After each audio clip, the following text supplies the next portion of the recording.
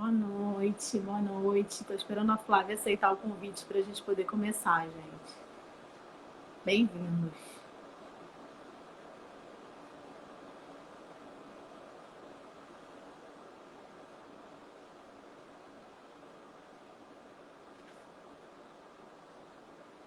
Olá. Oi, Rose.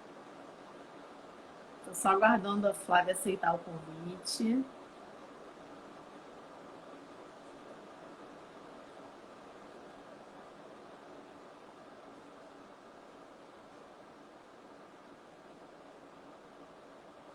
Flávia está entrando agora, ela já deve aceitar nosso convite.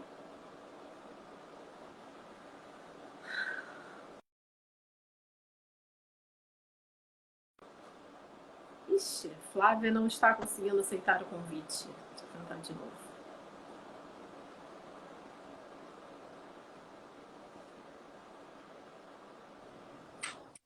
Oi, Lívia. Tudo bom? Conseguimos? Eu vou começar fazendo uma introduçãozinha rápida para a Tá gente começar ótimo, o tá bate-papo ótimo. da Aham, canal Hawkins, querida. que bom. Muito feliz de estar aqui. Obrigada. Nós também, mais ainda. Eu queria começar agradecendo a todo mundo que está assistindo a gente hoje. É um assunto mega importante, que mexe demais com a gente. Então é muito legal ter vocês aqui. A todas as famílias. Queria agradecer também em especial a Rose, que me ajudou a bolar as perguntas dessa live, os temas. A Andréia, que cuida muito do nosso Instagram. Kiara, Renata, que são as mães que estão mais presentes assim nesse grupo de que cuida do Instagram. Obrigada a todos vocês. E a nossa rede de apoio familiar, no está agora com o Tom para eu poder estar aqui. Eu me chamo Lívia, para quem não me conhece. Eu sou a mãe do Tom, que tem 3 anos e tem Pit Hopkins, obviamente. Sou formada em publicidade como primeira formação. Estou estudando agora pedagogia, me formando no meio do ano, se tudo der certo. E é isso. Acho que eu falei um pouquinho de mim agora. Hoje a gente vai conversar sobre rede de apoio para as famílias com pessoas com deficiência. E eu vou apresentar um pouquinho da Flávia agora, que vai conversar com a gente. Uhum. Flávia é psicóloga, formada pela PUC Rio. Ela já era mestre em Direito pela PUC de São Paulo. Pós-graduando em Terapia de Família e Casal pela PUC Rio também. Ela está formada na abordagem Pickler também, que é maravilhosa, com foco na infância. O currículo dela é extenso. Ela é integrante do Movimento para Todos, que visa não só a inclusão social da pessoa com deficiência, como a promoção dessa pessoa também, não só na escola, mas no mercado de trabalho e tudo mais. E a Flávia, foi muito especial esse convite, porque, ao contrário do que todo mundo imagina, a Flávia não é mãe atípica, a Flávia não tem irmãos atípicos, e ela vai contar um pouquinho de como que ela entrou nisso. Ela hoje virou coordenadora do curso de inclusão social, que vai começar na PUC Rio, maravilhoso, que vai ser Uhum. totalmente online. A gente vai falar um pouquinho dele no final, para ela divulgar, Ótimo. que vai ser muito legal também. E é isso. Bem-vinda, querida, de novo. Muito obrigada, super obrigada, Lívia. Eu já conheço há algum tempo, uma super admiração por você. Enfim, muito gostoso, né, estar acompanhando aí a sua trajetória. Várias vezes você já esteve lá em oficinas do Para Todos, fazendo trabalhos, ouvindo, discutindo. Então, é um prazer, né, sempre aceitar o seu convite e estar aqui também com essa comunidade, né, das pessoas do Pitt Hopkins, para conversar um pouco sobre rede de apoio. Né? A gente está aí numa semana que a gente vai comemorar, né, o reconhecimento, enfim, das pessoas, né, que estão ali dentro desse grupo de raros. E Pitt Hopkins é uma dessas questões que estão ali englobadas. Então, é um prazer estar aqui como Flávia, né? E como Para Todos também. Na verdade, eu entrei, algumas pessoas acham que eu tenho algum filho com deficiência, mas eu já vinha numa trajetória, assim, pensando nessa questão de justiça, né? Naquilo que é justo, na igualdade de oportunidades. E sempre foi algo que martelou. E na minha formação como direito, eu vi surgir, né, a Constituição, né, que a Constituição de 88 foi uma Constituição diferente uma Constituição democrática, uma Constituição que estava ali garantindo um monte de direitos. E essa Constituição também veio, né, junto com ela, o Estatuto da Criança e do Adolescente, o Código de Defesa do Consumidor, todo mundo, né, pensando nessa igualdade de oportunidades, na dignidade da pessoa humana. Então, isso já era algo que era muito caro para mim dentro do campo do direito. Depois que eu tive o meu filho, né, na época que eu fui escolher uma escola, eu me preocupava muito com essa questão se seria uma escola inclusiva, né? Se a gente teria ali, naquele ambiente, né? Eu queria que o meu filho fosse criado dentro de um ambiente com diversidade. Então, eu me preocupei com essa questão. E depois ele saiu dessa escola, foi para uma outra no ensino fundamental, 1, 2, e aí seguiu a vida toda. Mas eu sempre muito preocupada com essa questão. Então, às vezes, eu perguntava em reunião de pais, mas como é que está a questão de inclusão? Porque eu via que era muito difícil, né? Tinha um grupo ali sempre pedindo um plano de desenvolvimento individual ou pedindo medidas para promoverem a inclusão dos seus filhos e não via. Então, eu acompanhava esse grupo nas reivindicações dele, né? Assim, eu conheci a Cissa e, enfim, acabei migrando do direito para a psicologia e comecei a fazer um estágio numa escola.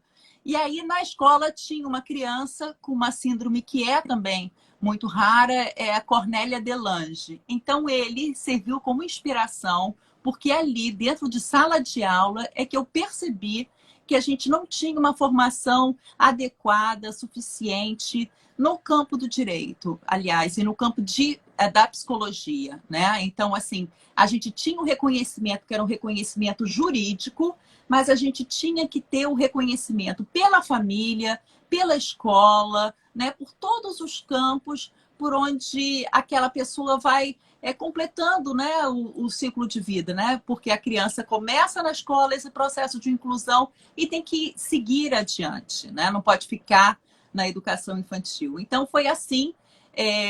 Eu percebi que a gente não estava preparado, pedi muito para a coordenação lá da PUC para incluir essa matéria. Em 2017, ela foi incluída como matéria eletiva e depois, em 2018, virou uma matéria obrigatória. Então, hoje, quem faz psicologia dentro da PUC vai ter necessariamente pelo menos um semestre para ver esse processo da pessoa com deficiência. Então, foi uma conquista, assim, eu acho que foi uma reivindicação e deu muito certo, né? Tanto deu certo que a gente hoje está montou esse curso de pós-graduação e está aí convidando as pessoas todas para estarem com a gente nesse curso, porque é imprescindível que as pessoas tenham um preparo e que estejam formadas, né?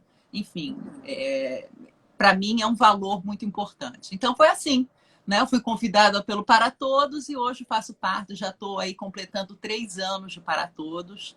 E, enfim, não tenho filho com deficiência, mas é uma causa que é minha também, né? Nem por isso eu posso, né, trabalhar por isso. Em homenagem ao Dia dos Raros, dia 28, isso também é raro, Flávia. É muito raro uma pessoa que não esteja diretamente ligada a uma pessoa com deficiência se dedicar tanto assim ao tema. Pois Então, eu não entendo isso. Comentaram isso, é muito maravilhoso isso. Eu não entendo isso, né? Porque e eu acho que é uma questão que é de todo mundo. É importante porque a diversidade, é importante que a gente crie os nossos filhos fora dessa bolha. A gente não pode pensar no nosso umbigo. A gente está vivendo nesse tempo aí de pandemia, né? Como é importante a gente pensar no outro, né? Como a gente tem que cuidar do nosso coletivo. E eu acho que são questões que fazem parte de toda a comunidade escolar. Eu acho que todo mundo deveria estar preocupado e engajado nisso, porque eu não concebo uma educação de qualidade sem ser uma educação inclusiva. Penso igual a você também. É. Vamos começar aqui. A gente tinha conversado sobre algumas questões que a gente achou relevante trazer. E eu vou começar com aquela ideia que a gente escuta na fase do diagnóstico, principalmente, mas que ela começa ali e ela vai para a vida. Que Uhum. a ideia de, principalmente para as mães, que as mães são especiais, que elas recebem esses anjos, que elas são guerreiras e que elas são muito Aham. fortes, mulheres extremamente fortes. E Uhum. aí a gente escuta isso e aí faz dar aquele sorriso amarelo de não é muito assim, né? Só que não, né? Isso até acaba, eu acho que passando uma ideia de que a gente não precisa de tanta ajuda, porque a gente tá... Uhum. E a gente Uhum. acaba se cobrando muito, achando que vai dar conta sempre. E a gente não vai. Uhum. Eu vou falar Uhum. muito em mãe, eu vou usar mais a palavra mãe, propositalmente, Uhum.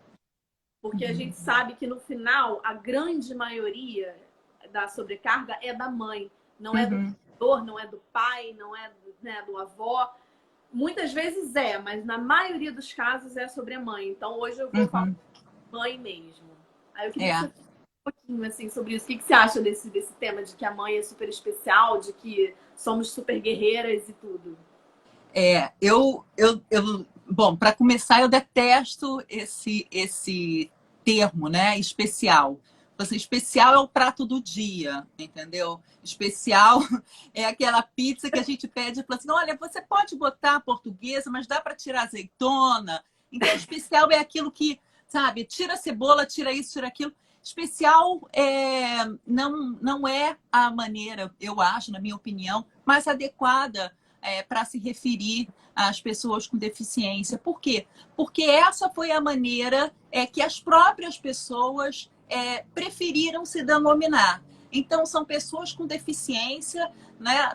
Na Convenção da ONU, é assim que está escrito, na lei, na Constituição, é um direito fundamental em todos os lugares, né? É assim, né, que a gente tem que pensar como um direito fundamental e um direito humano. Então, uma pessoa com deficiência. E aí fica aquela questão daquelas mães que são super aguerridas. É, isso é uma questão interessante, porque a gente tem estudos mostrando que realmente as mães acabam sobrecarregadas, né? Então, a gente tem estudos e estatísticas mostrando que, por exemplo, às vezes o casamento não se sustenta. Por quê? Porque você vê aquela mãe, né, que recebe um diagnóstico, sente também aquele baque, porque não foi aquele filho que ela idealizou, não foi aquele filho que ela pensou que fosse ter, mas foi aquele filho que nasceu.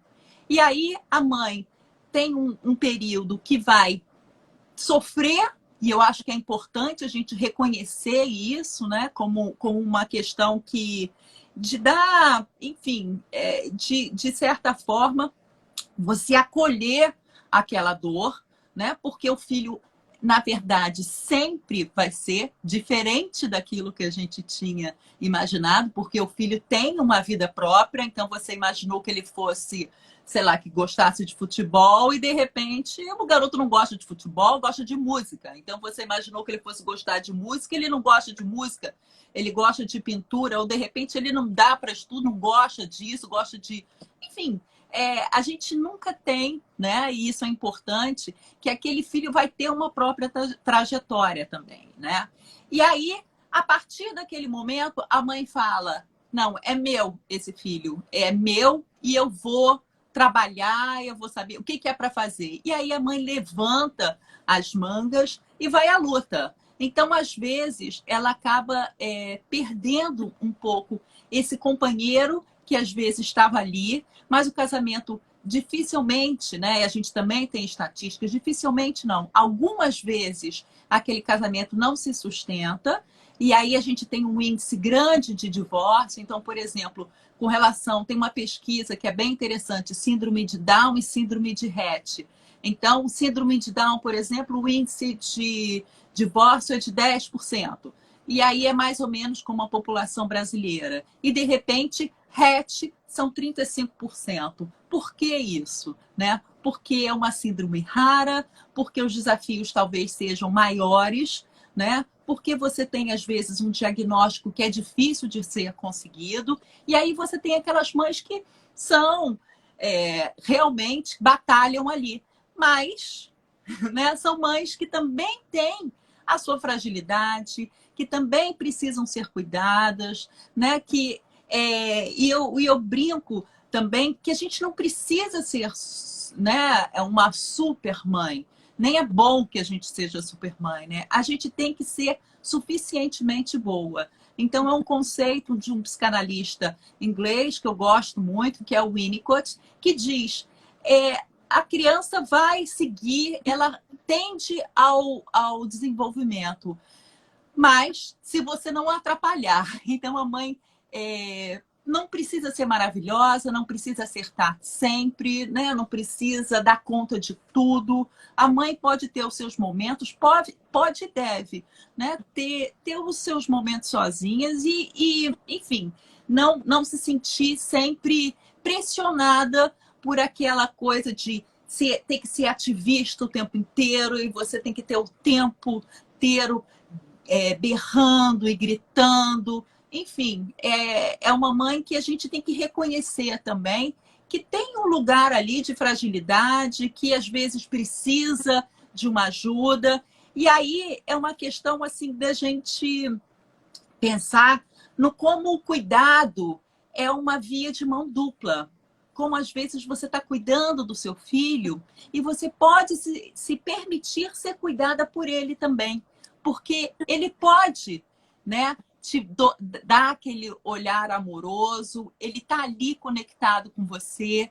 Então, a gente tem que pedir ajuda, né? E eu acho que talvez seja um aprendizado para as mães também pedirem ajuda. E eu acho que, mais do que isso, é importante a gente conversar sobre a questão da deficiência para a gente trazer outras pessoas que não façam parte do nosso clubinho. Porque senão a gente acaba falando sobre as questões que a gente, né, considera importantes, mas a gente fala só para nós mesmos. Então a gente tem que ampliar esse debate, e aí é o que eu digo, tem que levar para as escolas, levar para os ambientes de trabalho, levar para todos os lugares, né? Chamo para todos para uma reunião na esquina, no play, em qualquer lugar a gente vai, porque tem que ter, na verdade, um certo contágio, né? Para as pessoas perceberem que é uma causa de todo mundo e que você pode ligar, né? Mandar uma mensagem e falar assim, precisa de alguma coisa? Então, assim, são super guerreiras, mas são mulheres, né? Como todas nós, né? Que equilibramos uns 200 mil pratos ao mesmo tempo e que, de vez em quando, o negócio quebra, né? Cai tudo e a gente tem que pedir um colo, né? E um colo é muito importante e tem que ser oferecido, né? Eu acho que a gente tem que pedir e tem que ter alguém com um olhar um pouco mais empático para mostrar eu estou aqui com você, né? O que eu posso te ajudar? Porque às vezes isso é uma questão, sabe, Lívia? Tem muita gente que fala assim, eu estou tentando, eu adoro, mas eu não sei o que fazer. Você não sabe? Pergunta. Fácil, né? É isso. Lívia, como é que eu posso te ajudar hoje? Né? Como é que eu posso... O que eu posso fazer por você? Né? Porque às vezes você não pode dar conta da criança, não sei, ou fica com medo, fica com receio, acha que tem cuidados demais, mas você pode ajudar o adulto. Então, de alguma forma, você também tá ajudando, né? E a criança é uma criança. Então, você bota você brinca, você joga uma bola. Não tem criança que não seja criança num lugar onde tem bola, por exemplo. Então, uma criança sempre vai gostar, né? Qualquer lugar. Então, começa, experimenta, faz um convite, né? Fala assim, vem brincar aqui. Agora a pandemia, não sei o quê. Vamos lá para um lugar seguro, ao ar livre. Vamos estar com a natureza. Vem você, traz o tom e pronto, né? Não é difícil. E é o que você falou, pra gente também é um exercício, porque eu tenho muita dificuldade de pedir ajuda quando eu preciso. Aham. Muita, muita. Então Uhum. também é um exercício pra gente, porque às vezes a gente não sinaliza também o grau de cansaço que tá, e as pessoas também não sabem, né? Não tem obrigação de saber também. Então, Porque é uma via de dois lados também. exatamente. Porque o outro só sabe como você está se você der notícias. Mas, no fundo, também é uma coisa que é muito perversa, né? Por quê? Porque a pessoa com deficiência, né, acaba às vezes tendo determinados comportamentos que acabam, de alguma forma, causando um certo desconforto nas pessoas, né? Porque é um corpo diferente, é um comportamento às vezes diferente, e aí tem estereotipias, ou às vezes grita, ou tem sensibilidade à luz ou ao barulho, enfim, pode ter alguns comportamentos que de alguma forma acabam envergonhando a família ou envergonhando a mãe, que aí, por conta disso, acaba se isolando socialmente. E porque se isola socialmente, ela não se mostra para aquela rede de apoio. Então, é uma coisa que vai se alimentando, né? Então, por isso que é importante a gente dar oportunidade e chamar, e às vezes adaptar. Vai dar uma festa do pijama? Convida. Pergunta como é. Não vai dormir a noite toda? Vai brincar ali 1 hora, 2 horas. Pronto, fica junto. Vai, né? Senta num sofá e bate um papo. Então, assim, tem que criar também essa rede de apoio e a gente tem que estar ali acolhendo, né? A mãe, a criança, a família, quem vier. Eu acho que é super importante isso. Você, como rede de apoio, prestar atenção. Você já citou alguns exemplos desses, como, por exemplo, muitos casos de divórcio depois de um diagnóstico, como aumento, eu nem sabia de estatística, de que Tem. a síndrome de Rett ia para 35%, por exemplo. É. Quando eu recebi o diagnóstico, eu ouvi, toma muito cuidado, cuida do seu casamento, que a maioria dos casais que recebem o diagnóstico assim se separa. Tudo que eu precisava ouvir naquele momento, que eu já estava preocupada com um mundo de coisas, e eu ouvi que eu ia me divorciar por causa disso também, que eu não sabia. Então, não tinha nem pensado ainda, né? Não tinha nem dado tempo. Então, além dessa questão da culpa da mãe, que a gente já... Qualquer mãe, atípica ou não, Sim. engravida já vem a culpa, né? Por algum motivo, você já tá ali com a gente fica com falta de tempo para si própria, como você falou. Não tem. Hoje tá na moda falar de autocuidado da mulher e tudo mais. A gente acaba não tendo ou tendo muito pouco. E aí muita culpa também por outra questão que você citou, que é o ativismo extremo. Tem mãe que é muito ativista e a gente sabe de alguns casos já dos filhos reclamarem disso. Acabarem se sentindo, dando mais trabalho às vezes, porque a mãe está sempre muito ocupada nas questões do ativismo, da inclusão e tudo mais. Então, queria que você falasse um pouquinho mais dessa culpa assim, que a gente alimenta em relação a tudo. Eu acho que a culpa é uma questão assim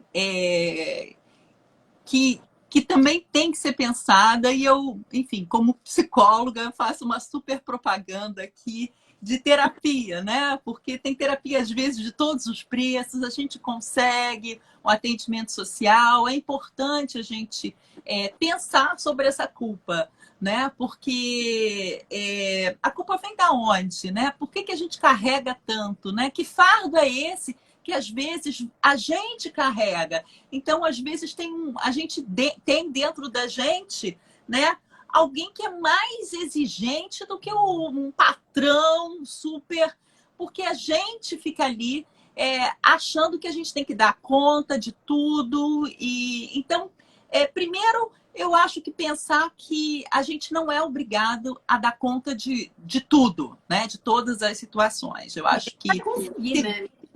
Pois é. Segundo, é que quando você reparte, o outro ajuda você nesse processo. Então, você está repartindo ali com alguém que está te escutando, mas é uma escuta diferente, né? E a gente fica pensando assim, nessa questão do ativismo, né? Você carrega bandeiras para quem? Para quê? Né? Então, qual é o seu objetivo? E aí é importante que a gente não perca em vista aquilo que é realmente importante para a gente. Né? O que é? É o nosso filho, ou a gente às vezes quer, não sei, por uma questão assim até de vaidade, enfim, a gente acaba levantando aquela bandeira que aí gera uma sobrecarga, não só para você, que tem que estar ali, que às vezes as pessoas já ficam falando assim, como é que é? Você não vai reclamar? Ou quando você chega no lugar, já acham que você vai abrir a boca e começam a falar sobre inclusão, sobre deficiência. Eu falei, gente, né? Nem sempre, né? Ou nem falar sobre isso. né? Tem um pouquinho isso, né? Relaxar. Relaxar, porque às vezes também tem uma questão assim, sobre. E a gente fica pensando assim, assim como tem machismo estrutural, assim como tem racismo estrutural, a gente também tem o capacitismo estrutural. Então, assim, embora sejam temas aí que as pessoas estão cansadas de ouvir, né, a gente, na verdade, acaba usando um pouco esses termos, e aí a pessoa. Você falou não sei o quê. Eu falei, gente, desculpa, falei. Então, assim, é como se você também, como ativista, tivesse que o tempo inteiro estar naquela posição carregando um estandarte. Calma, né? Então, assim, não se cobra tanto. E aí depois pensa por que você está fazendo aquilo. É para você ou é para o seu filho? Né? É para sua família ou, enfim, é porque é uma causa e você está, às vezes, dando uma entrevista, está no jornal. Para quem é, né? E aí, então, acho que isso é importante a gente pensar. E, enfim, às vezes o que a gente percebe também é que a pessoa olha tanto para fora, né? E aí eu tenho que o tempo inteiro falar sobre aquela questão que esquece às vezes de olhar para dentro, para ver como é que está o seu filho. Porque é muito duro às vezes, né? Você ser filho também de uma ativista, você tem que carregar aquele negócio que eu falo, ai meu Deus, a minha mãe só fala aquilo. Então você tem que estar, né, o tempo inteiro. Então eu fico, quando eu comparo às vezes com racismo ou com a gente não se dá conta. Então a gente vive numa sociedade que ainda não está preparada ou que não está acostumada com esse tipo de questão. Então o que a gente tem é que normalizar e levar essa discussão para todos os ambientes. E de vez em quando a gente pisa na bola mesmo e acontece. Então eu acho que tem que ter um cuidado, né, para você não sair carregando bandeiras e não olhar ali para aquilo que é importante. Eu acho que isso é muito, muito relevante, assim, sabe, Lívia? Sobre ser apoio, tem muita gente que acha que só consegue apoiar ou não consegue apoiar por ser só financeiro o problema. Então, é muito comum a gente ver, hoje a gente tem grandes contas em Instagram, em redes sociais, como, por exemplo, aquele Razões para Acreditar, que volta e meia eles divulgam vaquinhas para alguma família que tem uma pessoa com deficiência que está passando alguma dificuldade, né? E todo mundo sabe que as terapias, os tratamentos, as medicações, às vezes, dependendo da questão da pessoa, são carérrimos. E as famílias, às vezes, não dão conta mesmo. Então, uma outra questão que traz culpa para os pais, eu já passei por isso, então eu posso falar assim tranquilamente, é a questão das vaquinhas online. Porque a gente teve que fazer vaquinha, a gente entrou com uma liminar na justiça, né, contra o plano de saúde que não estava puxando o tratamento do meu filho. Isso porque eu ainda tenho plano, porque tem família que não tem, né? E aí a gente tinha conseguido eliminar, mas o plano de saúde não cumpria a liminar da mesma forma. Assim. A gente ficou um ano com uma liminar na justiça e o plano não cumprindo. E na época eram mais ou menos 7 mil reais por mês. Hoje já está até mais o valor, mas a gente estava gastando em torno de 7 mil reais por mês. Então a gente não deu conta para que ele não interrompesse as terapias, até porque ele tinha 2 anos, então tinha toda aquela coisa da estimulação precoce e tudo mais. Teve que fazer uma vaquinha. Assim como eu conheço várias mães e pais que estão fazendo agora. E aí passa por uma sensação de fracasso, de eu não dei conta, não consegui. Eu tive que pedir ajuda, eu tive que pedir dinheiro. Ao mesmo tempo, essa questão, além de a gente se sentir diminuído pela exposição dos nossos filhos e tudo mais, pode passar uma sensação errada de que as pessoas também só podem ajudar se for financeiramente. Então, fala assim, putz, eu não posso te ajudar porque eu não tenho dinheiro. E acha que a ajuda é só dali. Assim, tem gente que vai falar assim, você tá precisando de dinheiro? E sempre pergunta se tá precisando de dinheiro. E aí você fala, não, mas eu queria te dar um valor mensal. Não, mas agora tá tudo bem, o plano tá cumprindo. E aí não se toca das outras ajudas. Então, vamos falar disso também? Quais são as principais queixas das famílias, assim, que você que é psicóloga e está diretamente com todos deve ouvir? O que eu percebo é que tem uma questão, assim, às vezes, de assegurar direitos, né? Que eu acho que é importante a gente falar, né? Porque às vezes é uma luta, é uma batalha, e aí você tem que entrar judicialmente para conseguir determinadas coisas, o que é uma pena, porque isso daí devia ser algo que a gente tem que acolher, né, a diversidade ali e trabalhar com isso. Então, os planos de saúde, enfim, ficam mais caros? Ficam mais caros. A gente tem que fazer isso, né? A gente paga os impostos, é para isso. A gente trabalha também para você ter uma questão comunitária, né? De justiça social. Mas essa questão da deficiência, né? E com os cuidadores, né? Com as mães, gera também essa frustração, aquele sentimento de que você fracassou ou que você não consegue fazer nada direito, e aí você começa, enfim, e é tudo difícil. Então, essas vaquinhas, às vezes, né, geram ainda mais, ou aumentam ainda mais essa sensação assim de que não está dando conta, né? E a gente sabe que a ajuda financeira é importante, mas o que constitui o outro, na verdade, é um olhar amoroso. Então, nós, seres humanos, nós somos constituídos, né? A gente se torna gente, né? Tem até um livro que eu gosto muito, chama-se Virando Gente. A gente vai sendo constituído pelo olhar do outro.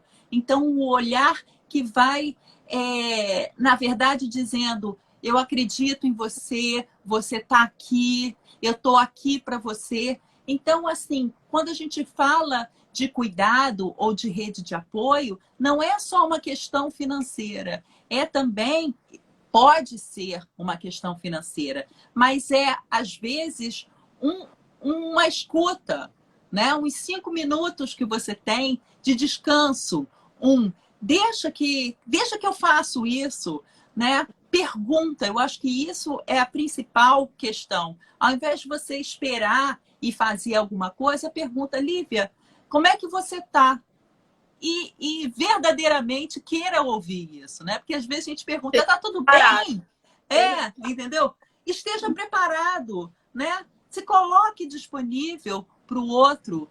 E eu estava pensando aqui, por exemplo, outro dia eu assisti uma live falando sobre rede de apoio para as pessoas que estão trabalhando, que estão na linha de frente ali na pandemia, que estão numa sobrecarga enorme, as pessoas estão morrendo, às vezes os médicos, os enfermeiros têm que escolher quem é que vai para o TI, quem vai ter o respirador, quem vai receber um cuidado médico, quem é que você vai olhar naquele momento, e que isso é uma sobrecarga muito grande. Então, aqueles profissionais, eles recebem de alguma forma um apoio, né, de uma supervisão, de uma ajuda que é profissional, e eles têm também uma outra possibilidade, né, que é o que eles chamam assim de um cafezinho, um bate-papo.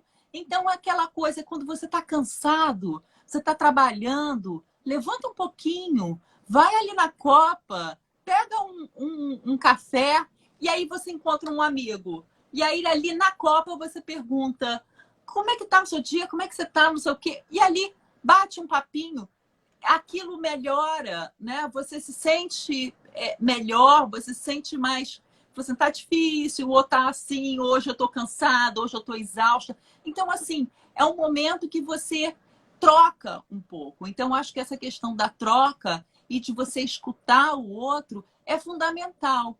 E, às vezes, o que a gente percebe é que a gente fazia alguns movimentos de escuta, principalmente das famílias, movimentos de escuta das mães, e aí as mães não têm sequer o tempo para ir no lugar onde vão ser ouvidas ou que vai ter troca. Mas agora, eu acho que a pandemia tem milhões de questões enfim, difíceis, que tem muitas famílias passando por essa dificuldade, a gente tem um número enorme de mortos, né? E, enfim, e esse número está crescendo, então é uma angústia muito grande. Mas teve essa questão de benefício. A gente ganhou um outro espaço, então, que é um espaço virtual. Não dá para ir todo mundo naquele momento. Você para ali um minutinho, deixa um filho, dá algum objeto interessante para aquela criança fazer uma pesquisa, não interrompe, deixa ali e para um pouquinho e vai ali. Conversa com seus pares. Eu acho que essa conversa entre os pares é muito importante. Porque você ouve o outro e fala assim, eu pensei que isso só acontecesse comigo. E aí essa questão da culpa também ajuda muito. Eu falo assim, com você também é assim? É. Caramba, comigo também é. E o que você fez? Então, assim, você vai ter possibilidades de escuta. E às vezes, nesses grupos também, você também tem a possibilidade de ouvir um outro lado. Porque às vezes tem um monte de mães, mas às vezes tem um pai. Que aí fala assim, peraí, o pai também. Às vezes o pai também fica... Isso já ouvi de alguns pais, né? Fala assim, eu tento fazer, mas quando eu faço do meu jeito. Aí fulana reclama porque diz, não fez assim, não fez assado. Enfim, naquele dia, o menino ou a criança vai estar com uma roupa, nossa, não combina xadrez com não sei o quê. Olha, isso é roupa. Eu falei assim, não estou acreditando que você saiu com ele desse jeito. Eu falei, saiu. Não estou acreditando que você deu, sei lá, batata frita para a criança. Eu falei, deu. Tudo bem. Entendeu? Então, assim, não vai ser daquele seu jeito, mas deixa o outro participar também. Então, é importante nessas rodas, porque você ouve, às vezes, um pai.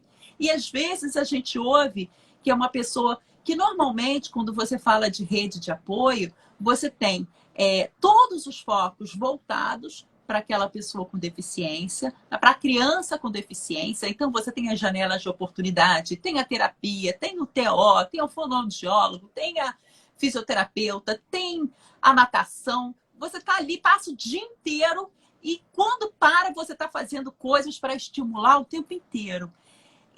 Mas, na verdade, às vezes, você não olha, por exemplo, outras pessoas. Então, uma preocupação para mim muito grande é com relação aos irmãos, por exemplo. Então, é uma pesquisa que eu estou fazendo agora nesse curso de pós-graduação que eu estou cursando, que é de família, é uma pesquisa em relação ao irmão daquela criança com deficiência. Que irmão é esse? Como é que ser irmão de alguém que está sempre no centro de atenções? De alguém que diz para onde a família vai viajar, né? Aonde a família vai, qual é o Natal, se pode ir no Natal ou não pode ir no Natal.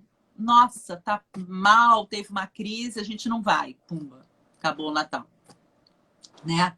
Então, assim, a gente tem que prestar muita atenção, né? E eu acho que esses cuidados assim com os irmãos, que às vezes têm as suas infâncias até roubadas, de certa forma, né? Porque ele já nasceu, às vezes é um segundo filho, né? E já nasce com tanto assim, meio último da fila mesmo, não é o segundo, não, tá ali, entendeu? Por último. Então, assim, a gente tem que estar muito atento a essas situações, né? Porque aquele irmão vira um cuidador, e às vezes é um cuidado não só corporal, às vezes dá banho, troca a fralda, alimenta, mas é o que entretém, é o que diz, não faz isso, se comporta assim, não grita. Então tá ali sempre tomando conta, né? E quando a gente pensa na relação dos irmãos, por exemplo, é uma das relações mais duradouras que a gente tem. Porque quando a gente nasce, nossos pais estão ali. Em algum momento, pelo ciclo, né, natural da vida, os nossos pais vão morrer. E aí a gente tem um tempo. Agora, os irmãos são aqueles com quem a gente passa a maior parte. Não à toa, né? Eles são aqueles que compartilham das memórias da família, né? Então, e às vezes, quando tem essa relação de algum irmão com deficiência, os irmãos estão no mesmo nível hierárquico. É todo mundo irmão. Acima da gente, tem os pais e acima os avós, mas de repente não tem mais aquela hierarquia. Fica muito desigual essa relação, né? Porque aquele irmão vai ter que ser o cuidador, então às vezes ele é alçado, né? Esse mundo assim de adulto, de ter que cuidar de alguém e e o irmão tá ali recebendo sempre todas as atenções. Então acho que isso é uma preocupação sempre muito grande e eu gosto sempre de falar, né? Então eu sempre penso, olha o irmão, preste atenção no irmão, né? Eu acho isso fundamental. Teve comentário aqui durante a sua fala que, mas eu acho que os irmãos fazem muito bem a pessoa com deficiência. Ela não está dizendo o contrário disso, não. Não, não, não, não. Não. É só para não ter uma sobrecarga dos irmãos também, né? Na verdade, quer dizer, isso também é pesquisa, né? A gente tem alguns artigos e depois, Lívia, se vocês quiserem, eu posso mandar para vocês disponibilizarem no site. Não tem muito artigo, não tem muita literatura. Eu acho que isso é alguma coisa que é por isso que a gente pede uma pós-graduação, né, inclusão da pessoa com deficiência, porque tem que ter mais gente estudando e se preparando para isso. E os irmãos é um benefício para todo mundo, né? Na verdade, eu não estou falando que não é bom, mas a gente só tem que estar atento, porque às vezes, mesmo o tempo de brincar, né? E aí então tem, por exemplo, um artigo que foi o primeiro que eu li, né? Eu fiz uma pesquisa sobre irmãos, eu ajudei, né? Eu participei de um grupo de pesquisa sobre irmãos. E o primeiro que eu li foi justamente sobre irmãos que cuidam de outros com necessidades especiais. Né? Naquela época se falava necessidades especiais. E aí mostra, né? Era uma pesquisa mostrando que os irmãos ficam super felizes, eles gostam, e você tá criando assim seres humanos mais empáticos, seres humanos mais preocupados com o outro, e normalmente são tão preocupados que na hora deles escolherem uma carreira profissional, eles acabam sendo ou optando por carreiras que implicam de alguma forma no cuidado com o outro. Então são os professores, são médicos, são enfermeiros, estão ali dentro desse cuidado.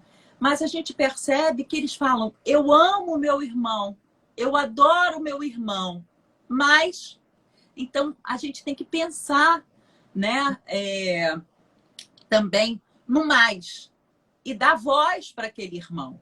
E aí eu fico pensando assim em vários, por exemplo, tem uma série que eu gosto muito do Atypical, que tem uma irmã, né? Os pais vivem ali ajudando e a irmã ninguém presta atenção.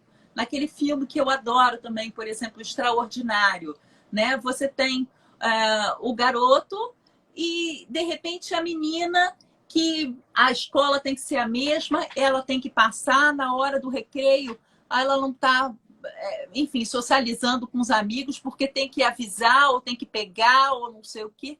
Então, enfim, é só para a gente ter um pouco de atenção. Né? Eu acho que... criança, então, ainda acha que todo mundo brinca com... que a criança, quando ela é pequena, ela não entende que o irmão está fazendo terapias. Ela acha que ele está sendo levado para lugares, para fisioterapia, para fono, para brincar. E todo mundo brinca com ele e ninguém brinca com ela. Por que eu não tenho aquela tia também, que é tão divertida? Então, às vezes, eu também queria brincar, o encaixe, porque assim, a criança fala através da brincadeira. Então, é muito importante a gente... eu acho que isso é fundamental, né? Porque o brincar é a maneira que a criança vai se expressar. Então, nos tratamentos, né, essas terapias, tem que tomar muito cuidado para a gente não ficar o tempo inteiro puxando, esticando, levando, treinando, e aquela criança precisa de brincar. Então, se aquela criança está na vida, aquela criança vai aprender todas as coisas necessárias no instrumental para a vida dela. Mas o irmão, às vezes, também fala assim, mas peraí, eu também queria essa tia, eu também queria brincar. Eu também queria fazer isso. E às vezes a família também não tem nem condições financeiras, às vezes, para arcar, né? E aí fala assim, eu vou pagar um tratamento para o meu filho, mas o outro também precisa, mas aí o outro tem a janela, tem aqui, se ele não for, se ele não for estimulado, enfim. E aí a gente acaba deixando um pouco para o fim da fila e, obviamente, nós, cuidadores, ficamos lá no último lugar, né? Então, essa coisa do autocuidado, né? 5 minutos que você tem para olhar o horizonte, às vezes a gente não consegue. Você está ali 5 minutos, aí depois para e fala assim, nossa, 5 minutos que eu poderia estar fazendo isso ou aquilo. Então, é um cuidado que a gente tem que ter também, porque às vezes as próprias mães, a família, acaba se tornando um pouco de profissional.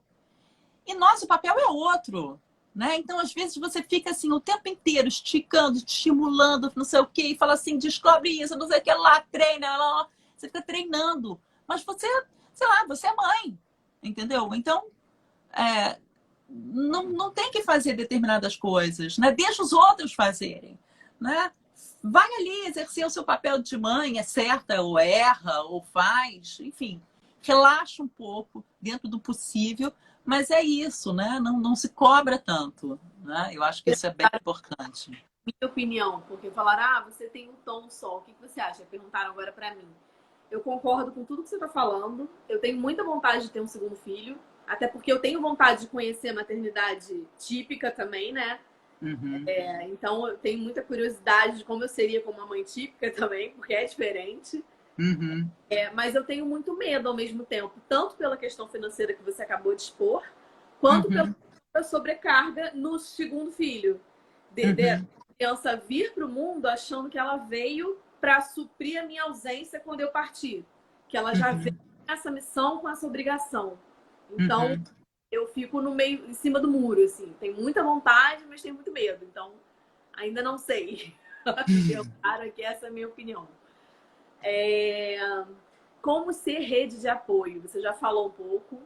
Como Uhum. ajudar famílias, que acho que é a principal pergunta, assim, que as pessoas não sabendo como ajudar, o que elas podem fazer de fato para ajudar uma família, que principalmente agora em pandemia, eu escutei de várias mães, quando eu divulguei a live, algumas mães vieram falar, ai, que maravilhoso esse tema, ainda mais em pandemia, porque agora a desculpa é a pandemia. Porque tem muito Uhum. que nunca ajudou e agora diz assim, não, eu não posso porque, né, pandemia, mas aí vai no barzinho no final de semana, aí pode, entendeu? Uhum. Então, eu queria Uhum. saber como que, independente de pandemia ou não, as pessoas Uhum. que têm afeto por essas famílias podem ajudá-las. Eu acho que primeiro, vindo para o nosso clube, né? Eu acho que isso e tomando a causa para si. Isso não é uma questão da Lívia, não é uma questão daquele grupo, é uma questão nossa também. Então, assim, tomar essa questão para si, né? O que eu posso fazer, né, para promover a inclusão? E isso de uma maneira geral. Mas o que eu posso fazer para dá uma força ali para a Lívia. Pega, liga. Então, eu estava até conversando com uma outra amiga outro dia, que ela disse, olha, a gente agora, nessa época de pandemia, ninguém mais fala um com o outro. Você troca mensagens de WhatsApp. Pega, pergunta, posso te ligar? Liga, fala, ouve a voz, porque isso faz diferença, né? E eu acho que principalmente escutar, né? Tá ali disponível. Então, assim, é uma disponibilidade que às vezes, por medo ou por preguiça, fala assim, puxa vida, eu até ia querer, mas vai dar maior trabalho. Caraca! E aí, aí a pessoa não faz, né? Mas assim, eu acho que tá na hora da gente realmente cuidar um pouco do outro, né? Ser empático, né? O outro que não pode ajudar, mas está ali no barzinho. Nossa, tudo bem, tá no barzinho? Falei, amigo, olha para o lado, né? O que está acontecendo aqui no país? O que está acontecendo aqui no mundo? Né? Porque isso está sendo transmitido. O que a gente pode fazer pessoalmente? Então, fique em casa, né? Aquela coisa, hashtag fica em casa. Fica em casa. Ou então, pega o telefone, ajuda, pergunta, fala, divulga, né? Se coloca à disposição. Eu acho que isso é uma das questões assim, mais importantes.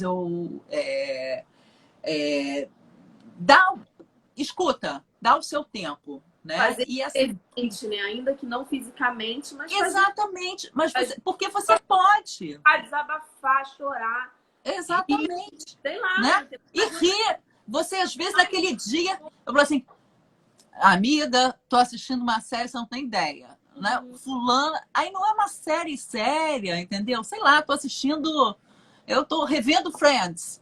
Nossa, olha só, ou eu descobri esse filme maravilhoso, não sei o que, pura bobagem. É uma bobagem, mas você vai adorar. Conversa, bate um papo, entendeu? E assim, é um ombro amigo. Então, assim, oferece um lugar para aquela pessoa ter um momentinho de um campo ali de apoio, um canto quentinho, né? Um canto de relaxamento.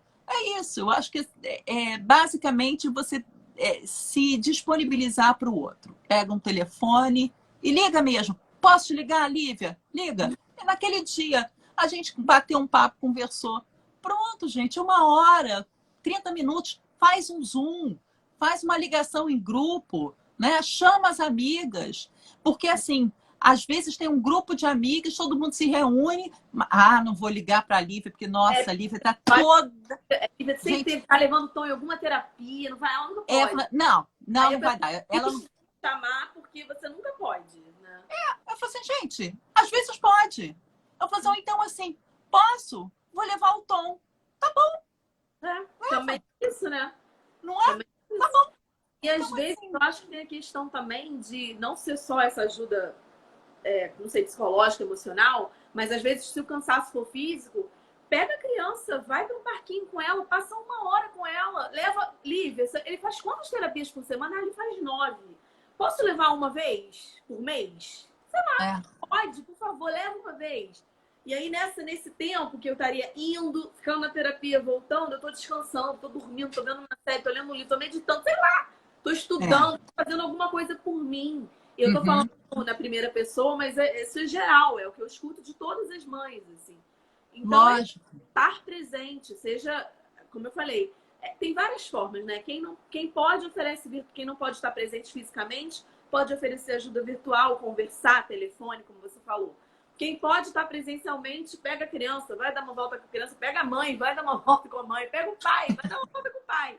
Que o pai não aguenta mais a criança e a mãe reclamando ali no ouvido dele também. Não pode dar ajuda financeira, então, se a pessoa precisa, porque tem famílias Uhum. que precisam. Então, assim, olha, eu não Uhum. posso estar presente, mas eu posso te dar uma graninha. Tá precisando de quê? Ele usa fralda ainda, quer um pacote de fralda? Sei lá. Tem tantas possibilidades de ajudar, né? E as pessoas acabam, eu não sei como ajudar, e acabam não ajudando. Pergunta, né? Então, assim, é uma questão que eles perguntam muito pra gente, e eu falo assim, não tem que ter vergonha, porque a gente não sabe. Ai, Lívia, eu queria, mas eu não sei como é que é, ou sei lá, a criança, eu não sei o que fazer se a criança começa a chorar ou pede a mãe, o que que faz? Você espera, ou faz, liga, tá vindo. Ou você leva alguma coisa que a criança goste, que se recorde, né? Propõe alguma coisa ao ar livre, distrai a criança, sei lá. Nunca, né? Se você não tentar, você não vai É, conhecer, não vai saber nunca, na verdade. exatamente. E assim, não tenha vergonha de perguntar, pergunta. Lívia, eu quero ir, como é que é? Ela falou assim, olha só, Flávia, tem que ir, como qualquer outra criança também, né? Talvez a lista de instruções talvez seja maior, mas é isso. Falou assim, olha, ela tem mania, só vai ao banheiro se tiver a fralda, se não tiver o paninho, vai ser um Deus nos acuda. Então toma aqui, criança, paninho, ursinho, chupeta, pronto, equipa tudo e vai, deixa ali, né? E vê o que acontece, né? Eu acho que tem essa possibilidade. Né? Então, toca hoje a campainha de uma vizinha e pergunta: você quer sei lá, alguma coisa? O que eu posso fazer? Toma um banho em paz. Vai lá, toma um banho em paz. Aí você toma um banho em paz. Aqui é que você lava o cabelo com calor, entendeu? Toma um banho em paz. Vou te dar aí 5 minutos de um banho em paz, que é muito bom, né? Verdade. E tem o que você falou também, que eu acho que estar próximo não necessariamente também é oferecer ajuda. Eu me emocionei muito, talvez eu até chore falando. Uma grande amiga minha, que não está assistindo agora, infelizmente, queria até que ela visse, depois eu vou até falar com ela. Ela me mandou um áudio, só de falar, ó, olho, que ela foi matricular o filho numa nova creche. E ela fez questão de perguntar uma pergunta que todos os pais tinham que fazer. Quantas Uhum. filhas vocês têm? O que elas têm? Porque às vezes a criança fala, não, tem. Aí é um com Down, sabe? E aquilo é a bandeira da escola, que é uma escola inclusiva, porque ela tem uma criança com Down no meio de 150 crianças. Então ela perguntou isso, ela perguntou como é que é a questão da inclusão. É isso, são pequenas, grandes atitudes, que é o que vai mudar, eu acho, a realidade atual. É o É que vai isso. ter inclusão se só a gente que tem filho atípico brigar por isso. Exatamente, Nós não né? somos a maioria. Então, é preciso que pessoas que não tenham essa, não vivam essa realidade no dia a dia, se Uhum. movimentem para que ela melhore. Exatamente. É uma questão assim, na próxima reunião, chama o amiguinho, né? Chama o amiguinho que não tem filho, não tem familiar e vê como é. Então, assim, traz alguém de fora para a gente aumentar, porque a gente tem que fazer que isso chegue a todo mundo, entendeu? Então, e a gente só vai poder fazer isso se a gente discutir e se tiver uma criança na escola, se tiver no trabalho. Quantas pessoas com deficiência você tinha, você tem no seu ambiente de trabalho? Com quantas você estudou? Quantas vão para sua casa? Quantas frequentam a sua casa? Como é que é? Quantas você tem ali no catálogo? Quantas você segue no Instagram, por exemplo? Né? Pois é, quantas seguem no Instagram? Né? Você sabe o que é capacitismo? Você já foi capacitista? Você já olhou para a pessoa com deficiência e disse, coitadinho, ele não vai fazer? Então, assim, olha para o que ela tem de potência. Né? Então, isso é uma coisa que a observação, a abordagem Pickler me ajudou muito a esse olhar, a essa observação para os detalhes e ver o que ela tem. Né? Não ache que ela é coitadinha, que a mãe é coitadinha, que todo mundo é coitadinho. Não, olha o que tem. É inteligente, tem, entendeu? Você tem que olhar, né? Então tem que ter olhos para ver. Né? E é isso, acho que é um. Queria que você falasse um pouquinho agora sobre para a gente finalizar, sobre a pós-inclusão social, para quem ela é, como que ela vai ser feita, porque ela vai ser online, né? Totalmente virtual. Ela vai ser online. As aulas começam agora em março. Né? É um curso que tem 1 ano e meio de duração, mas se a gente parar para pensar, né? A gente vai ter aqui são 3 semestres, né? Então é voltado para profissionais da área de saúde, da área de educação. Eu tenho aqui uma amiga super querida, Daniela Marçal, que é designer, que é fonoaudióloga, vai oferecer também um outro curso agora para construção de instrumentos, né? Ou enfim, dentro da área do design. A gente tem que formar mais pessoas capacitadas para trabalharem com essa questão da inclusão, para a gente pensar naquele indivíduo não só na educação infantil, mas ao longo da vida dele. E para pensar não só no indivíduo, mas todo o entorno, como é essa família, como é que são, como é que vivem, como é que foi estabelecida essa relação com a mãe. Então, assim, a gente pensou num curso que abarcasse todas essas questões, né?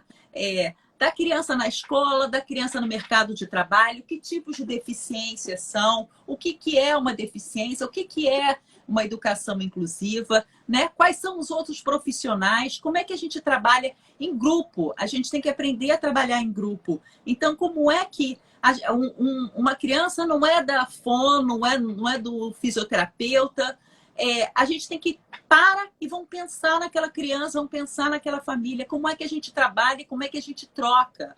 Então, isso é uma coisa interessante, porque quando a gente fala, por exemplo, de língua, comunicação alternativa, a gente vê que cada um usa um método, cada um usa uma prancha, cada um usa um sistema. Então, assim, vamos parar. O que funciona melhor para a criança? Não vamos ver quem é que é mais poderoso. Vamos trabalhar o que é bom, o que é bom para aquela família. O que ele pode levar, por exemplo, em você entrega para um vizinho, entrega para uma amiga, e com aquilo você vai conseguir conversar com aquela criança muito bem, obrigada. Por quê? Porque você tem aquela prancha que vai permitir que aquela criança, às vezes, piscando, diga sim ou não. E com isso, você passa o dia inteiro com aquela criança, se você quiser. Entendeu? Então, eu acho que é isso. A gente está muito empenhado em fazer um curso que realmente permita que os profissionais se formem, né? Não é voltado para a família, mas pode ser também, né? Quem tiver interesse, é para qualquer pessoa que tenha interesse em inclusão e que seja uma causa para qualquer pessoa, porque pode ser uma questão assim pessoal, né? Como é que eu vou fazer? Então vem, né? Vem repartir, né? Porque a gente tem que trabalhar a partir do que tem aquele grupo, né? Então vamos ver qual é a riqueza e quais são as potências daquele grupo. Então é isso, fica o convite. Perguntaram aonde que se inscreve, é no site da PUC, né? É no site da PUC, é no CCE, né?